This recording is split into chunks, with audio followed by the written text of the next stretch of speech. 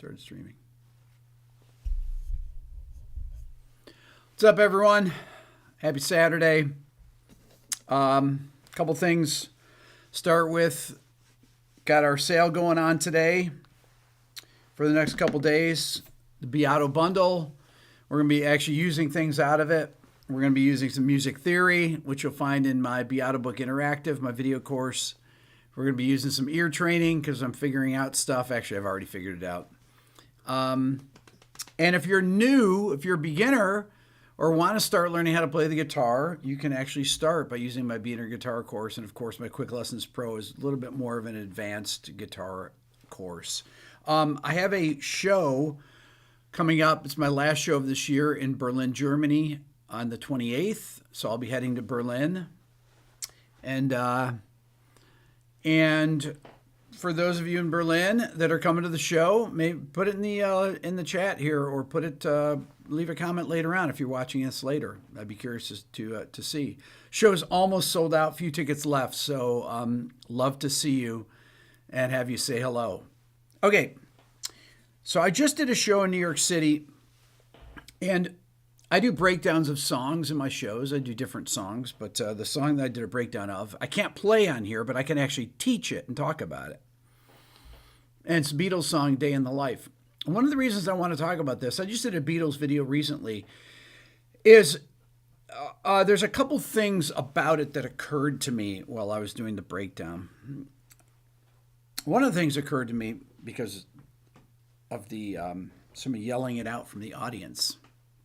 But I thought about this. I was like, when I listened to Lennon's guitar part, so this is like the quintessential, to me, this is like the best Beatles song because it's half John Lennon, half Paul McCartney. The bridge is McCartney and it's very McCartney and the verse is very Lennon. And, one of the things that you see, I might actually use my guitar in this just to show you it's not a green screen here. I'm going back to grab a guitar out of the green screen here. When Lennon starts the song, it starts out with a piano, and you're going to see this here. I'm going to bring up my app called Chordy, which I haven't used in a long, long time. So, and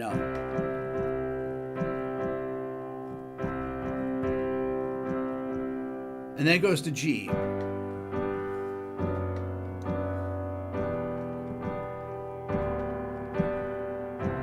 Okay, so those chords, what's interesting about this that occurred to me when I was doing the breakdown, and you can hear the isolated guitar part. Let me actually get this out of the way for a second. When you can hear the isolated guitar part, John Lennon plays this in the verse. He goes...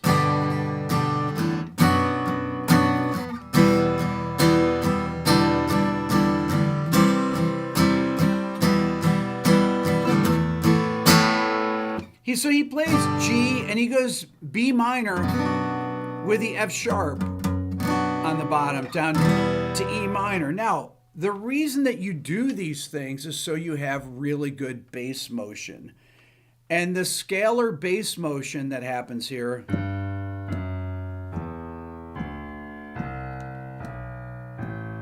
goes right down the G major scale, right?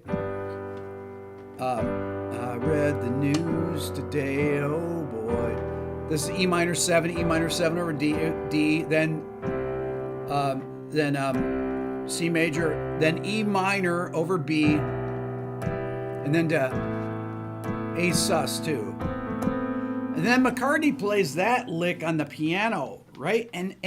But Lennon purposely plays this A sus 2 because the melody is like da da da da da da. He doesn't play da da da. He plays da da da. And when there's the space, when the melody's resting, McCartney does that. He actually adds in the ninth, the B, and the flat, and the minor third, on the A minor. It gives you an A minor add 9 sound, right?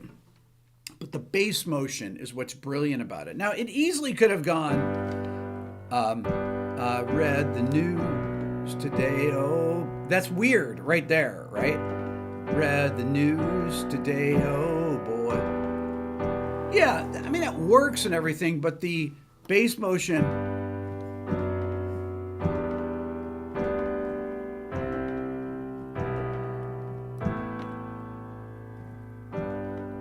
beautiful, perfect bass motion. And when you think about this stuff, you're like, well, McCartney probably just played that on the bass. Well, actually, no, Lennon actually does, like I demonstrated, play that in the guitar part. Okay, so that's the verse part. And it's just absolutely brilliant, perfect voice leading. But when I say that Lennon, when he does this, he doesn't have to play that B minor chord with the F sharp and the bass. I mean, it's just so...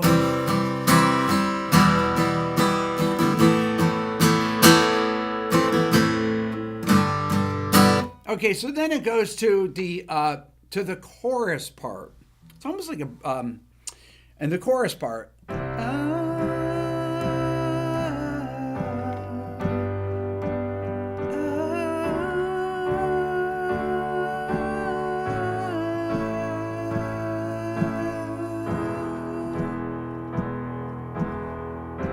Okay, first of all, we call this a plagal chain. It's a chain of 4-to-1 cadences, plagal cadences. Plagal is a 4-to-1 cadence. If you're in the key of G, a 5-to-1 cadence would be a D to G, right? But a 4-to-1 cadence is called a plagal cadence. You hear it in gospel music all the time. You hear it in church hymns. And when I say it's a chain of plagal cadences, here's one. I'm sorry. So you got 4-to-1 in G, then you have 4-to-1 in A, but then you have A to E, which is a 4-to-1 in E. Okay? So someone yells out from the crowd, "Hey Joe." And I was like, right? Hey Joe, where you going with that gun in your hand? Right? It's not really like E.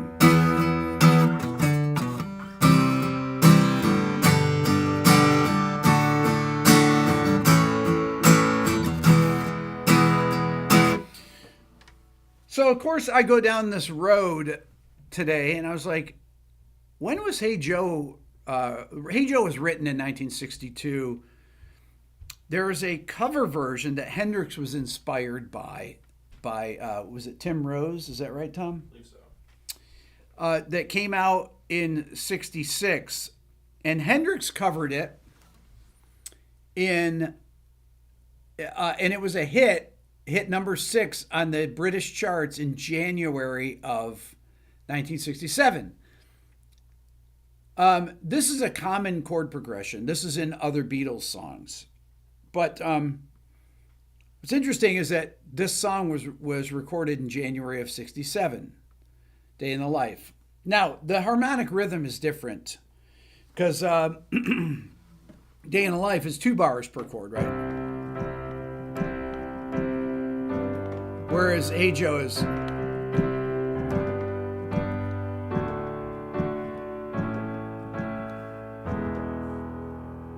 same chord, same key. And I'm just wondering if Lennon might have heard it and thought, oh, that's cool. Melodies are not the same or anything. But the fact that it was on the radio at the same time. Now, it's not a Jimi Hendrix song, but it did come out on the radio at the exact same time as they recorded this song, right? And that's really beautiful, the way that the melody, I love the way the melody.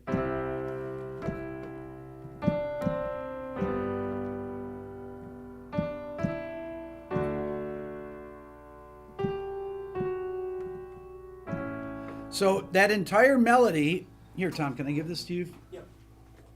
Thank you. That entire melody starts on the third of the C chord, right? Walks down to the third of the G chord. Oh, let me put my chordy app here so you can see this again. I love chordy. So it starts on the third, right? Walks down to the third of the G chord. Then walks up to the third of the D major chord. To the sus4, down to the fifth of the A chord, which becomes the root of the E chord. And then it becomes the third of the C chord, right? It's amazing, this common tone thing. So you got fifth of this chord, you have the root of this chord, and you have the third of this chord. Those are the only three major chords that contain the note E, and Lennon uses them all in a row. To me, Lennon is such a genius, was such a genius of a melody writer. And he did not just go to the roots. He looked for those notes, the chord defining notes, the thirds of the chords, the fifths of the chords, the chord tones, and he connected them, right? So, but the verse part is really intervallic. Da da da da da da da da da. Then da na na na na na na na na. You get right? Beautiful.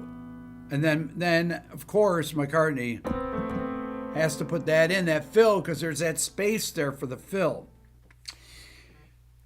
Then you do this whole long section that the orchestra does the swell and they speed up. And when I do the breakdown live, which I can't do on YouTube, it's really amazing when you actually hear all the parts soloed. It's unbelievable. And there's counting that happens throughout there to keep track that you don't really hear in the mix. But then it gets to the bridge, which is McCartney. So it modulates from the key of G to the key of E. Okay? And this is where McCartney woke up, fell out of bed, dragged a comb across my head. And he goes to D sus2. Once again, we hear these chords like this, right?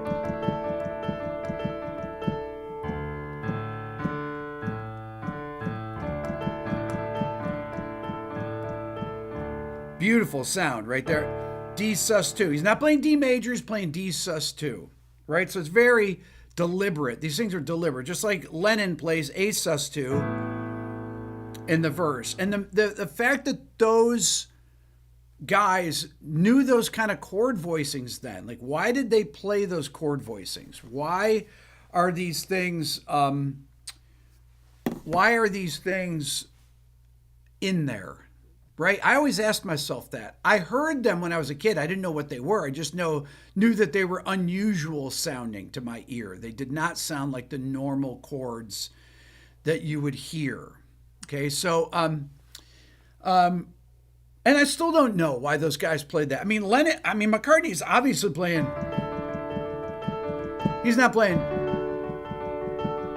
Someone in here just says, because it sounds good, right?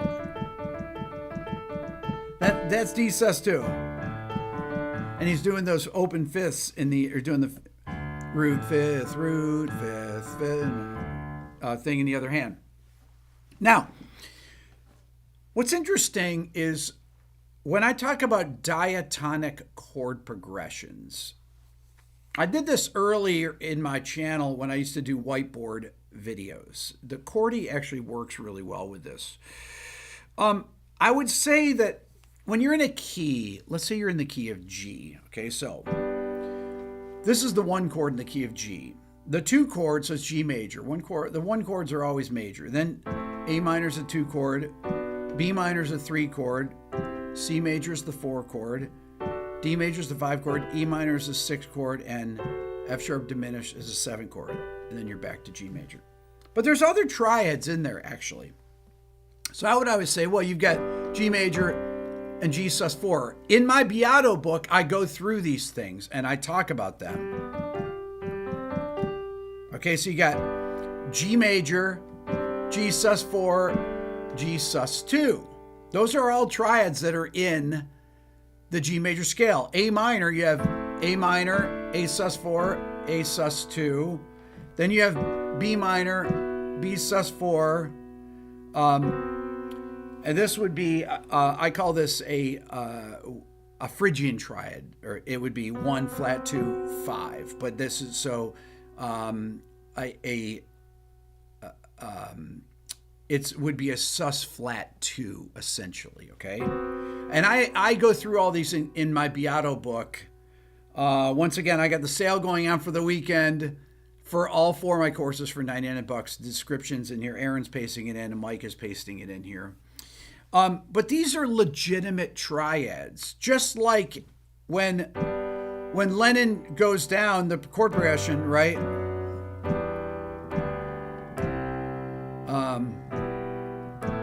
When he gets to that A chord, we're in the key of G, but he's playing A sus2 because it's one of the triads, right? There's the 1 chord. Here's the 2 minor chord. Here's the 2 sus2 chord. Okay? So he's figured this out, and he knows that that's one of the chords in there. Yeah, he's doing it using intuition and having a great ear. And I have a video that I'm working on to show.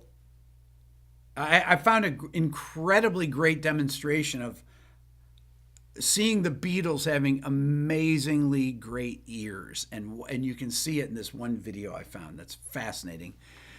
Turn the tables. My dad and I watch all your videos. Love everything you do. Oh, that's awesome. Appreciate it.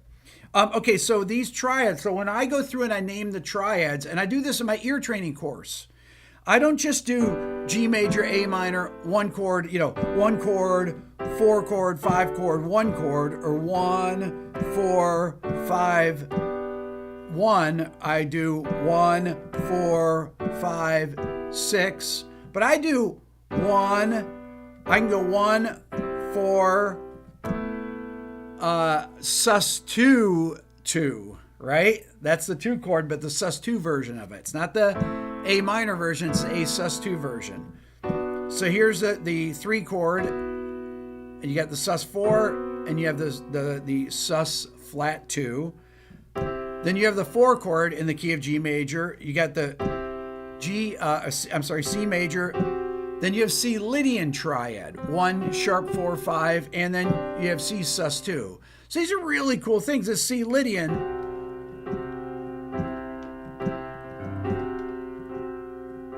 you hear that in I won't name the song.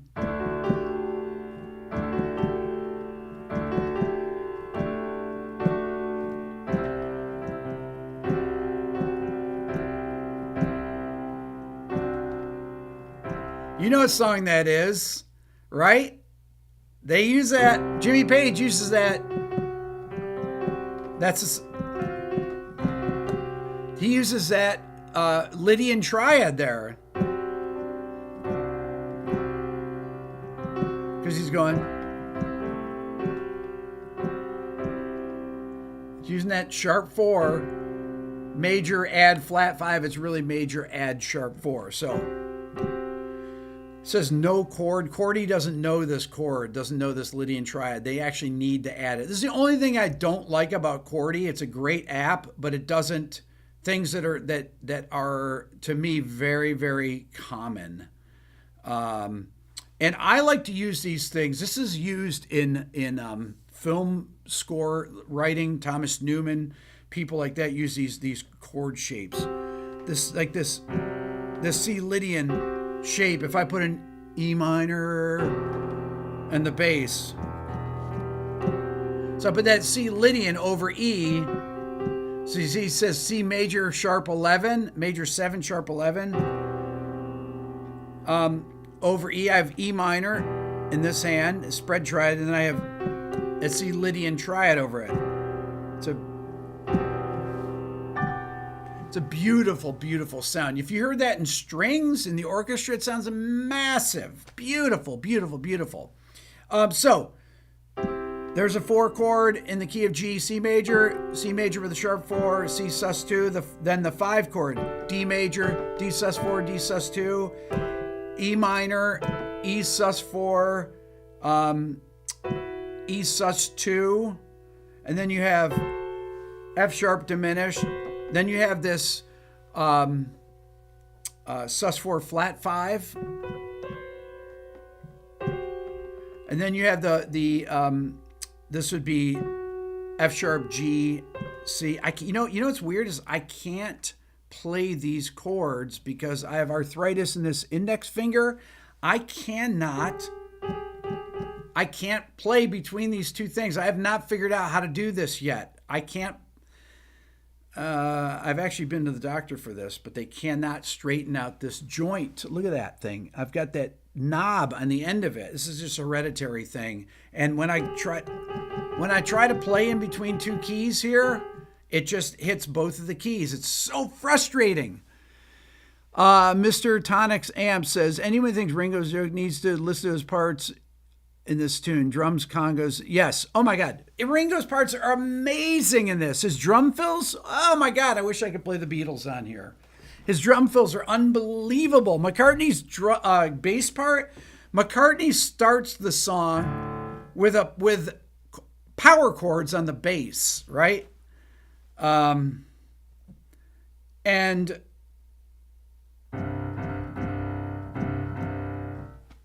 you literally need a finger extender, Drew. You know what? Actually, if I had little finger extenders, that's actually a great idea. I wonder if that would be possible. I'd have to have like a little glove that extends the tips of my fingers. That's actually a pretty smart idea, I have to say there. That's pretty good. Okay, so I'm going to think about that. There's some fix for this out there related to that. I need a little finger extender so I can play. When I'm playing things, if I'm playing things in the white keys, no problem. Easy do. But when I start getting into if I play a D triad like that, I'm getting off thing here. But if I stay outside the key bed there, or if I stay below where the black keys are, it's no problem. It's only chords like this.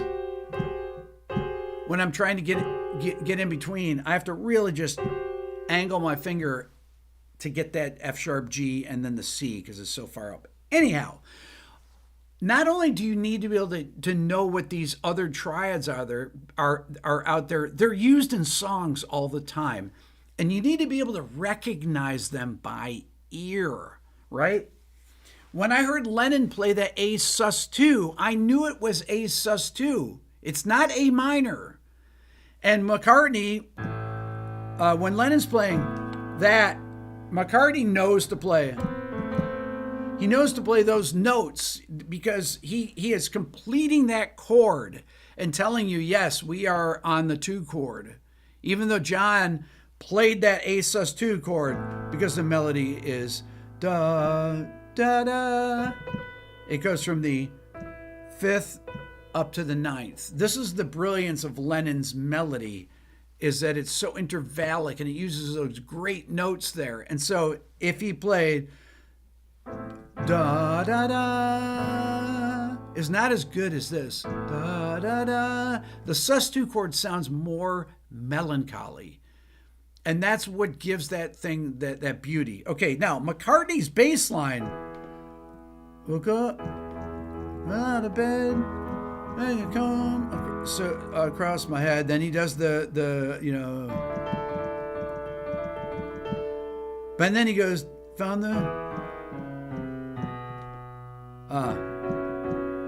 he walks down bum bum bum bum bum, right? So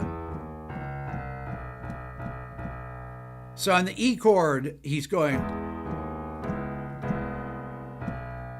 and he goes this B9 sus4. I just love that, right?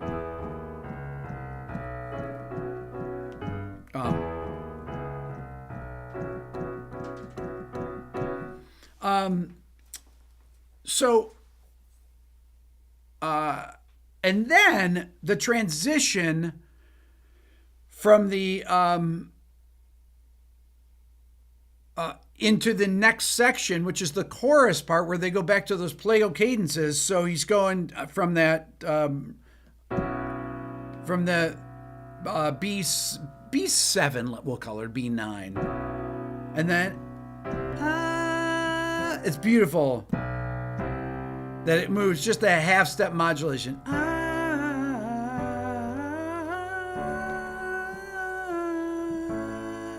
But the very last time it goes da, da, da, da, da. I love that. It's just, and the string arrangement that goes with that George Martin wrote is absolutely brilliant. Let's see here. Do you have a business email? Someone on my team, write me on my rickbeato.com. I have it right there. You can find it. So once again, these things about this song are really what makes the Beatles this. If I could actually teach a course just on McCartney's bass line, you could teach a course on Ringo's drum fills on this song. I mean, it's absolutely brilliant. Lennon's melody writing, though, my God. You know, it's like, I asked Pat Metheny when I interviewed him I asked him about melody. And he says, this is a great, great quote. He says, you could teach a whole, semester on rhythm. You could teach, 4 years on harmony. But melody, they spend about 10 minutes about it. Yeah, melody, this, you can have this kind of thing and that kind of thing, but it's really hard to explain melody. How do you write great melodies? Well, one of the ways you write great melodies are made up of great melodies, typically are made up with mostly chord tones, with occasional non-chord tones that give, or what we call color tones, what I call color tones. That's when Lennon has this, I don't have my chordy up. I'm looking here. Let me put my chordy up here. When he's doing that sus2 and his melody is like, that's muddy down there. I guess I'll do it here. When he's doing, he's got the A sus2 chord and he sings from the 5th up to the 9th there, right? With an interval jump. And but for the most part, most great melodies have chord tones on strong beats and non-chord tones and passing tones on weak beats. If you were to look at,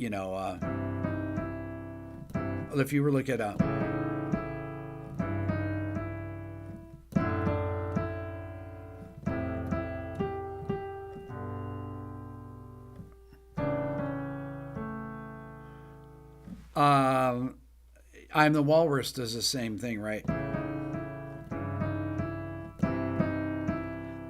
Chord tones have on strong beats, non-chord tones and passing tones.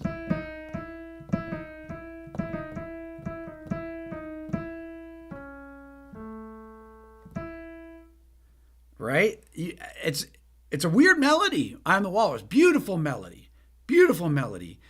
Perfect example of using chord tones and non-chord tones and where they lie rhythmically. And all great melodies follow the same principles. If you want to become a great melody writer, you need to analyze great melodies, all right? And you need to be able to hear these things and recognize what they are, okay? You need to be able to recognize,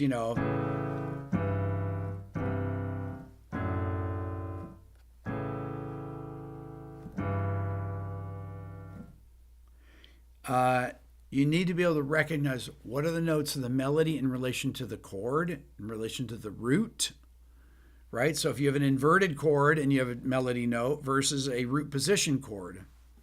and what the melody is, what the interval relationships are. And this is what my ear training course teaches you.